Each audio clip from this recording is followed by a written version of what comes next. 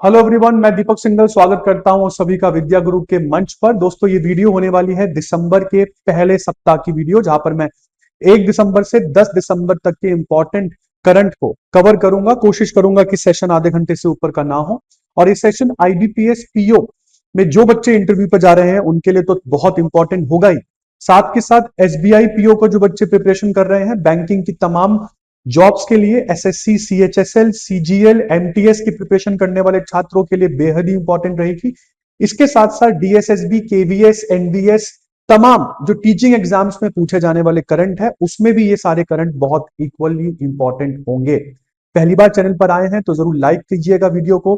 Comment section का भरपूर इस्तेमाल कीजिए। आपके सजेशंस मैं पढ़ता हूं और जरूरी पढ़ने पर आपके सजेशंस को बिल्कुल वीडियो में मतलब उसको लिया जाएगा। और सबसे इंपॉर्टेंट चीज, अगर पहली बार चैनल पर आए हैं तो सब्सक्राइब किए बिना मत जाइएगा।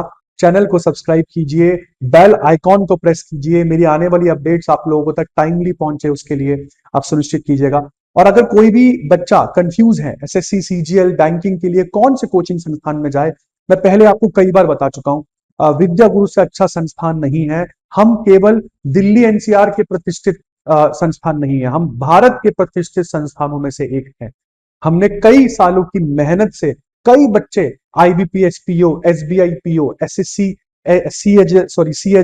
सीजीएल, सीएचएसएल, एमटीएस में कई बच्चे मेहनत से पास करवाए हैं हम लोगों ने, और आगे भी ये सब चीजें करवाते रहेंगे। बहुत बच्चों को हम लोग नहीं इंक्लूड करते हैं अपनी क्लासेस में।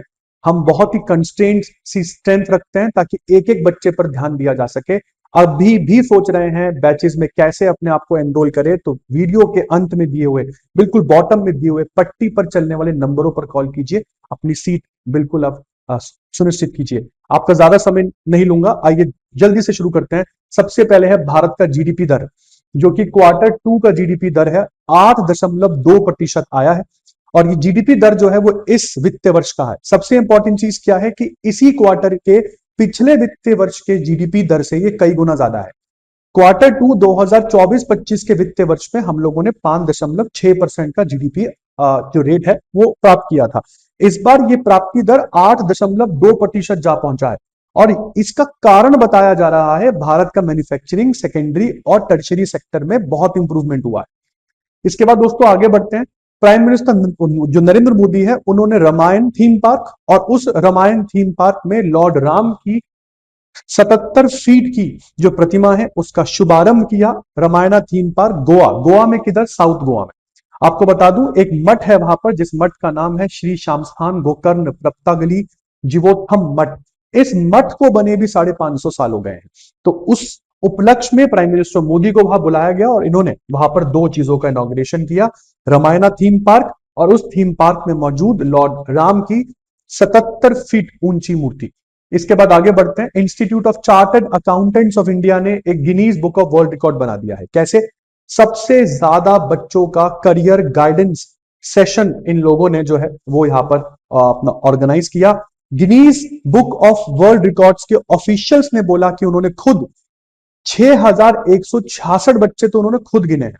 और इस पूरे करियर गाइडेंस सेशन में तकरीबन 7400 बच्चे, टीचर, प्रिंसिपल उपस्थित थे। तो ये सबसे बड़ा एक दिन में होने वाला करियर एडवाइस सेशन हुआ मुंबई में, जिसका record chartered accountant of India ICAI को मिला यहां पर। इसके बाद जय शाह, अमित शाह के सुपुत्र हैं ये, इनको इंडियन ऑफ द ईयर 2025 का जो पुरस्कार है वो दिया गया। आउटस्टैंडिंग अचीवमेंट कैटेगरी में ये पुरस्कार इनको मिला। सर, आप आईसीसी के सबसे युवा चेयरमैन हैं। इससे पहले आप बीसीसीआई के चेयरमैन भी रह चुके हैं। आपकी लीडरशिप में कई अहम फैसले लिए गए थे, जैसे कि महिलाएं बल्लेबाज और जो पुरुष बल्लेबाजों का पे पैरिटी है वो आपने समान किया था। आप ही के शासनकाल में, और मैं ये बोलूंगा आप ही के काल में सर, विमेन प्रीमियर लीग भी जो है वो शुरू हुई थी। और अगला करंट डब्ल्यूपीएल से रिलेटेड है। 2026 में होने वाले डब्ल्यूपीएल के ऑक्शन में दीप्ति शर्मा को 3.2 करोड़ की लागत के साथ यूपी वॉरियर्स ने खरीदा।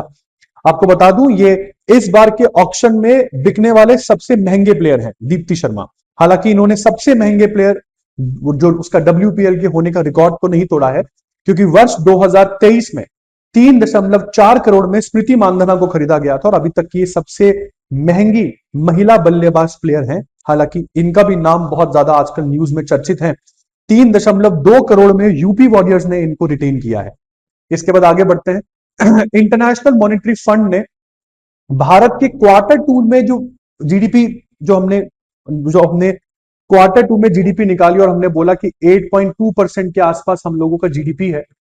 उस 8.2% जीडीपी पर आईएमएफ ने कुछ बोला है।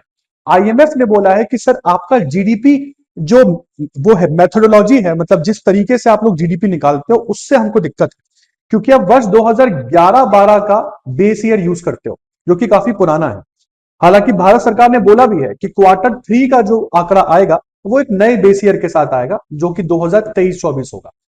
और क्योंकि हम लोग पुराने बेस ईयर को आधार वर्ष को मानकर जीडीपी कैलकुलेट करते हैं, इसलिए आईएमएफ ने भारत के नेशनल अकाउंट्स स्टैटिस्टिक्स को सी ग्रेड दिया है। ऑपोजिशन पार्टीज बहुत हल्ला काट रही है कि देखो कैसी जीडीपी आपकी 8.8.2% की कैसी जीडीपी।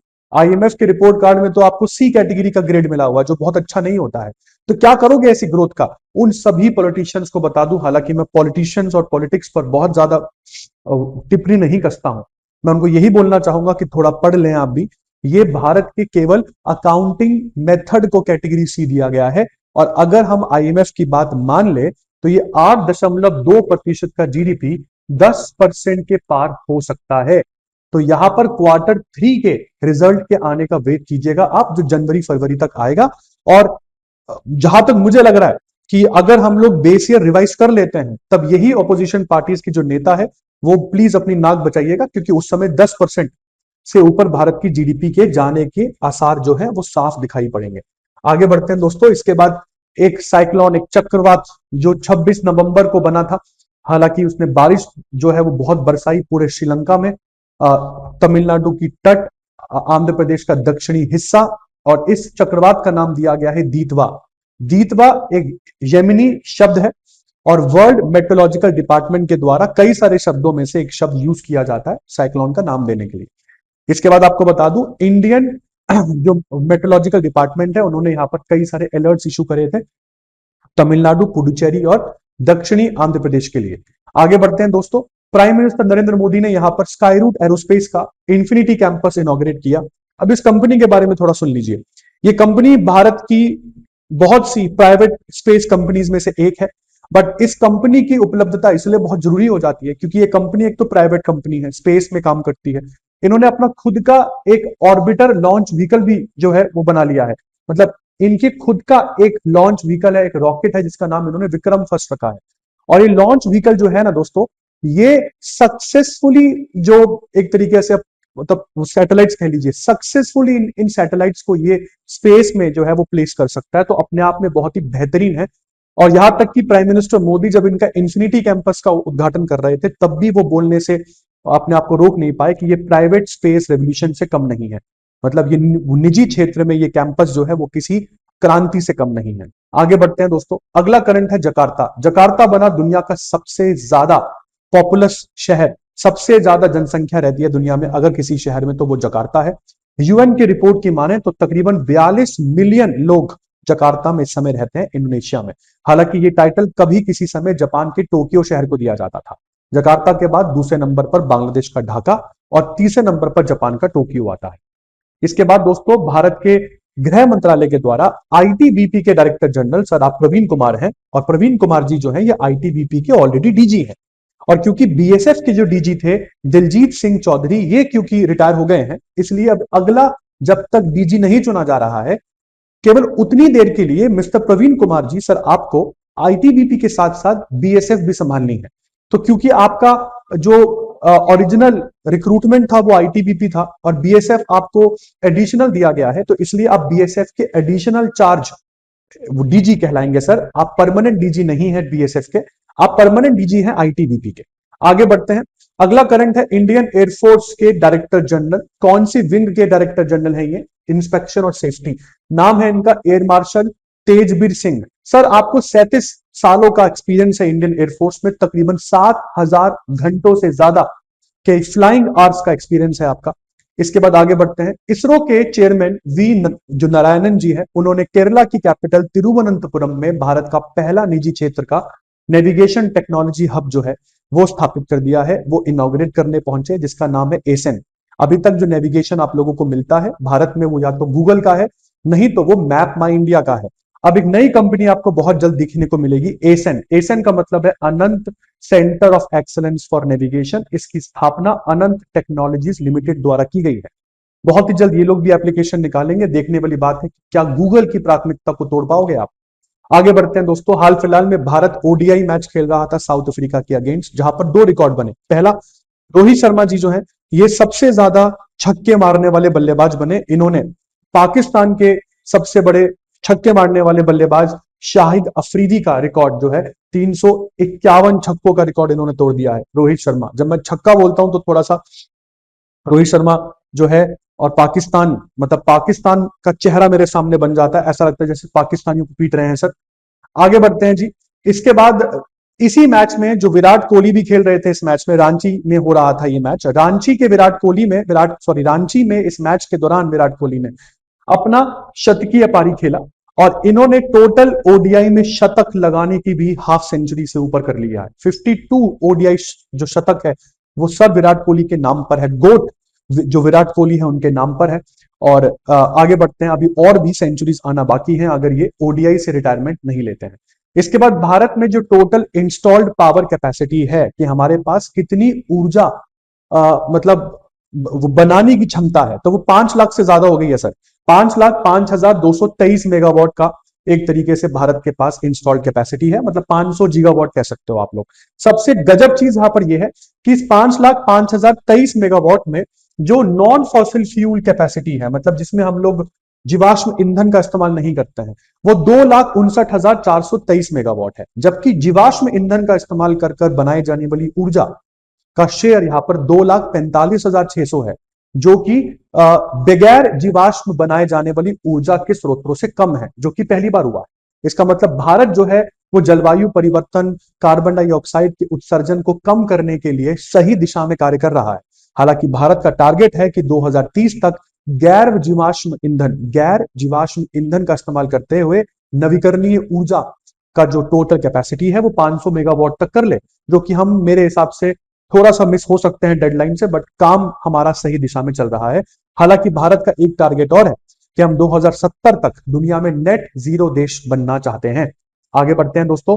ऑक्सफोर्ड यूनिवर्सिटी प्रेस के द्वारा रेज बेट को 2025 का शब्द जो है वो डिक्लेयर कर दिया गया है। रेज बेट का मतलब एक ऐसा ऑनलाइन कंटेंट होता है जो जानबूझकर बनाया जाए ताकि कुछ गुस्सा जो है वो लोगों में मतलब एक तरीके से प्रोवोक किया जा सके, मतलब लोगों को उकसाया जा सके कि वो गुस्सा करें, है ना, वो दंगे करें और उनको फ्रस्ट्रेट करके। तो ऐसे ऑनलाइन कंटेंट को रेज बेट कहा जाता है। इसके बाद इंडिया और मालदीव्स के बीच में एक जॉइंट मिलिट्री एक्सरसाइज इस बार भारत के केरला में हुई। ये 14th एडिशन था इस सैनिक अभ्यास का, जिसका नाम था एकोवेरन। एकोवेरन को दिवेही भाषा में दोस्ती कहा जाता है। ऑफ कोर्स मैं बहुत खुश हूं कि इंडिया मालदीव्स के बीच की दोस्ती दोबारा से बहाल हो रही है। खासकर कि 2 साल पहले मोहम्मद मुइजू और उनके मंत्रियों ने जो किया था, वो सब चीजें मैं ना याद करूं तो बेहतर है। 14 दिनों तक ये एक्सरसाइज जो है ये तिरुवनंतपुरम में चल रही है। इसके बाद डीआरडीओ ने अभी, आपने हाल फिलहाल में अगर आप विद्या ग्रुप पर देख रहे थे मेरी सभी वीडियोस को, तो मैंने पिछले महीने की ही वीडियो में कवर किया है कि दुबई एयर शो में हमारा एक तेजस जो है वो क्रैश हो गया और अनफॉर्चुनेटली उस तेजस में बैठे इंडियन पायलट जो थे उन्होंने भी अपनी हाथ मतलब अपनी जान को गवा दिया, जो कि बहुत ही दुखद हादसा था। इसको रोका जा सकता था अगर वो इवैक्यूएट कर जाते, अगर उनकी सीट जो है वो तेजस से इजेक्ट कर जाती। तो इस इजेक्शन को टेस्ट करने के लिए डीआरडीओ के द्वारा एक रेल टेस्ट किया गया है, मतलब रेल की पटरियों पर रॉकेट के सहायता से एक जो चैम्बर है वो खोला गया है और इससे सक्सेसफुली जो पायलट है वो इजेक्ट कर पाया। और ये पूरा की पूरा टेस्ट चंडीगढ़ में हो रहा था। इजेक्शन सीक्वेंसिंग हम इसमें क्या कहते हैं वो टेस्ट कर रहे थे चंडीगढ़ में। कहां पर? तो terminal ballistic research laboratory Chandigarh में ये टेस्ट जो है ये हो रहा था। इसके बाद आगे बढ़ते हैं दोस्तों।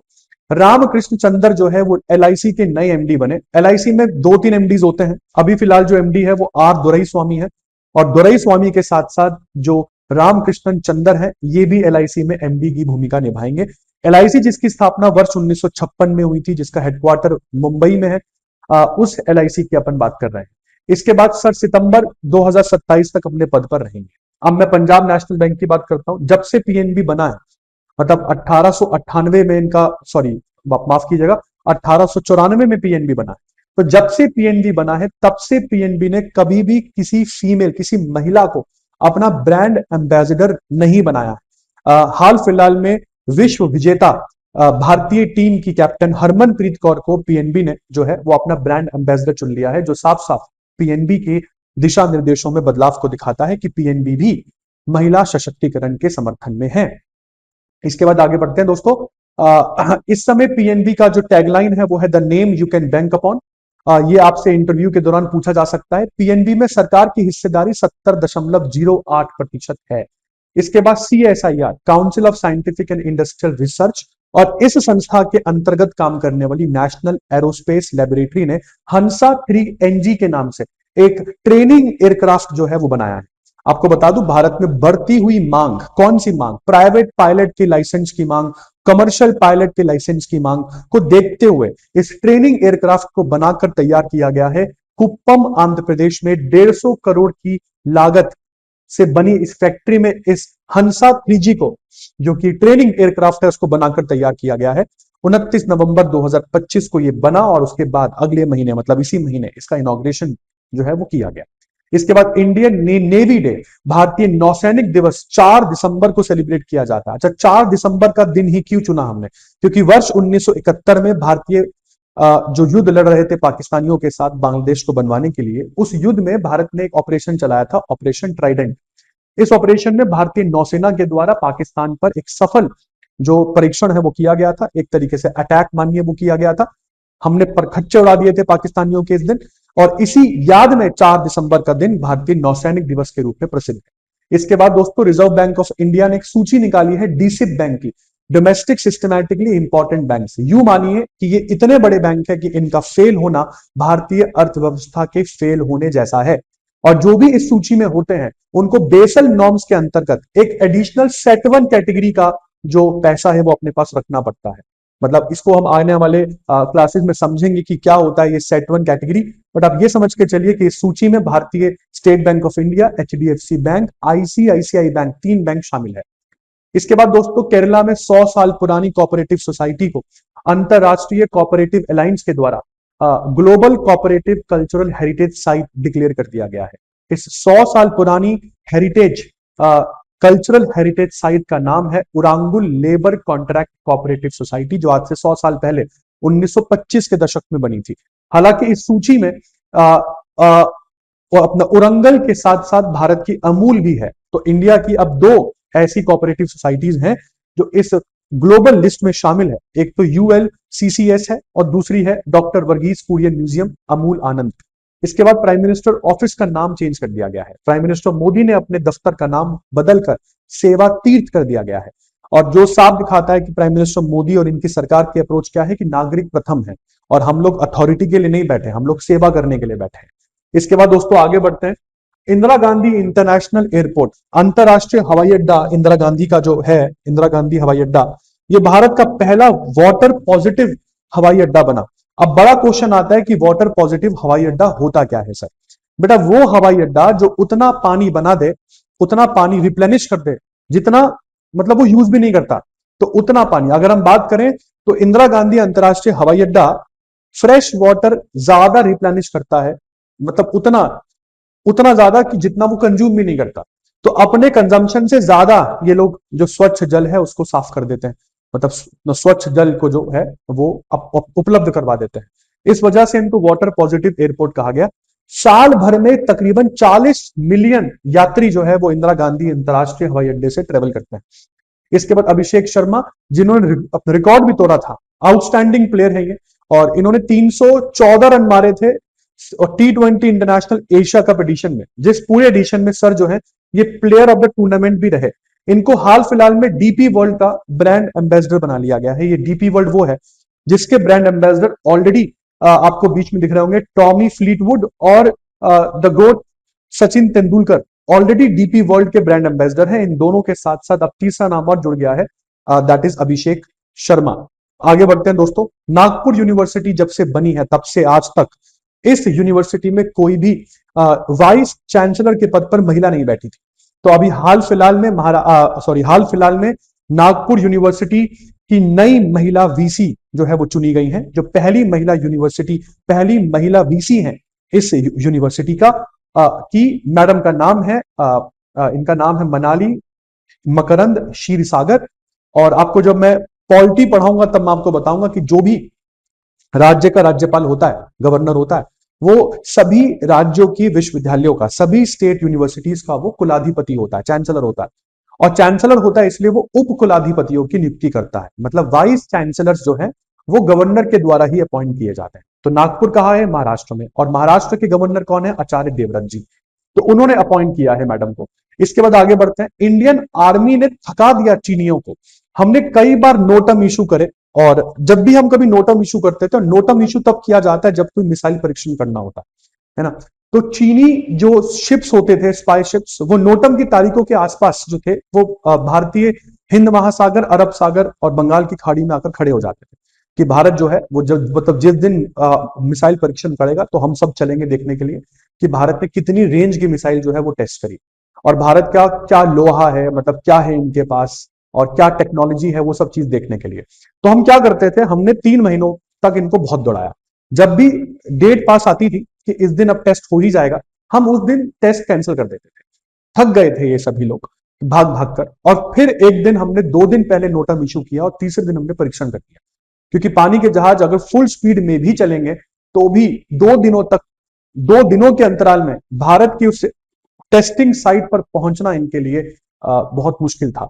हालांकि हमने ब्रह्मोस सुपरसोनिक क्रूज मिसाइल जो है उसका टेस्ट यहां पर किया। भारत की long range precision strike capability, operational readiness जो है वो दुनिया ने देखी।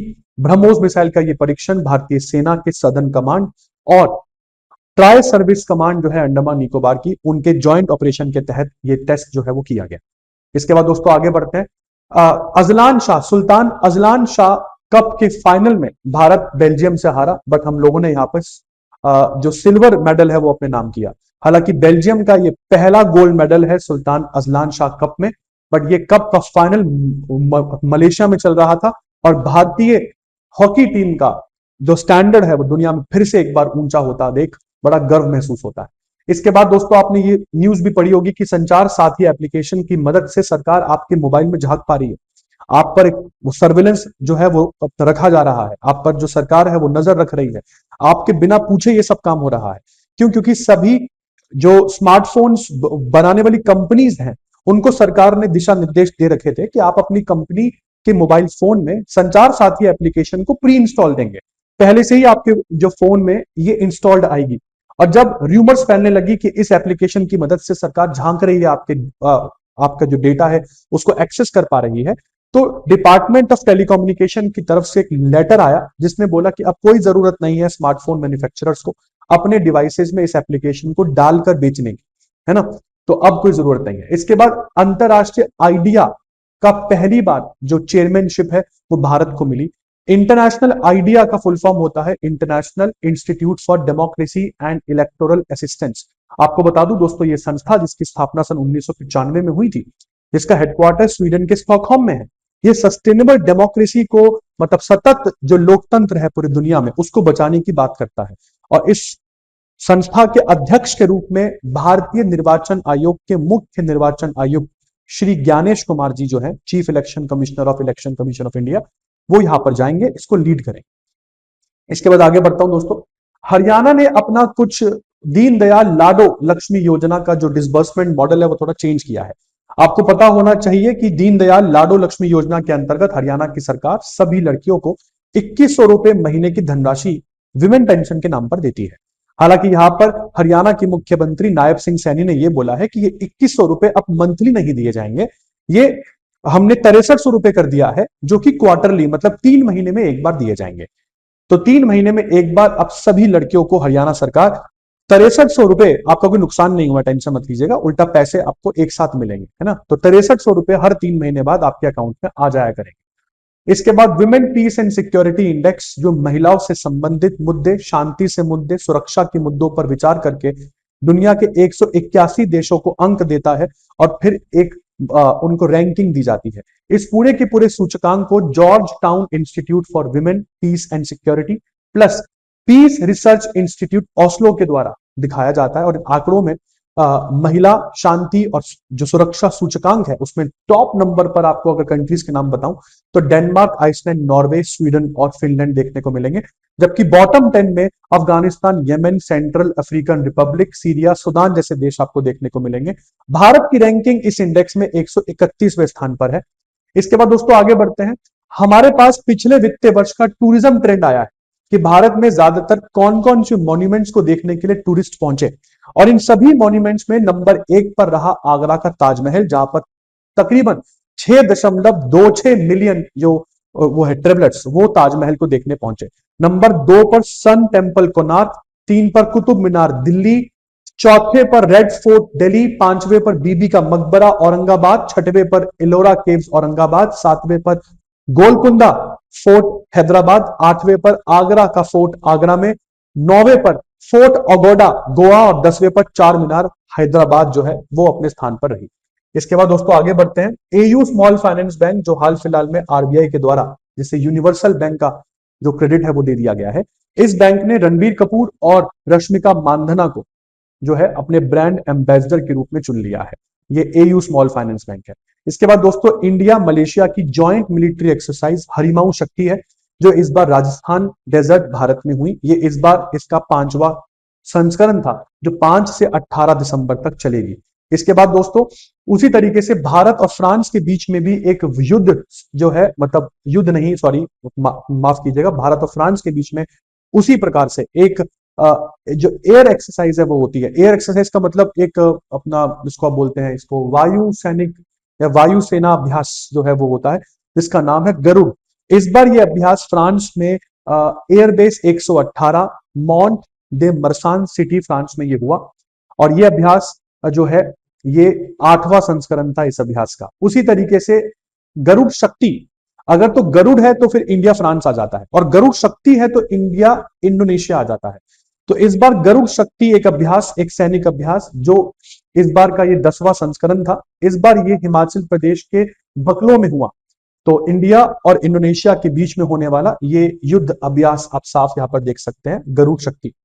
इसके अलावा दोस्तों आगे बढ़ते हैं। डॉक्टर भीमराव अंबेडकर का जो डेथ एनिवर्सरी है उसको दुनिया ने, भारत ने 6 दिसंबर को मनाया। महार जाति में डॉक्टर भीमराव अंबेडकर का जन्म हुआ था और इन्होंने मंदिर प्रवेश आंदोलन जैसे कई सारे आंदोलनों का नेतृत्व किया। सर आप भारतीय संविधान के पिता हैं, एक बहुत ही आदरणीय फिगर हैं आप, भारत रत्न आपको मिल चुका है।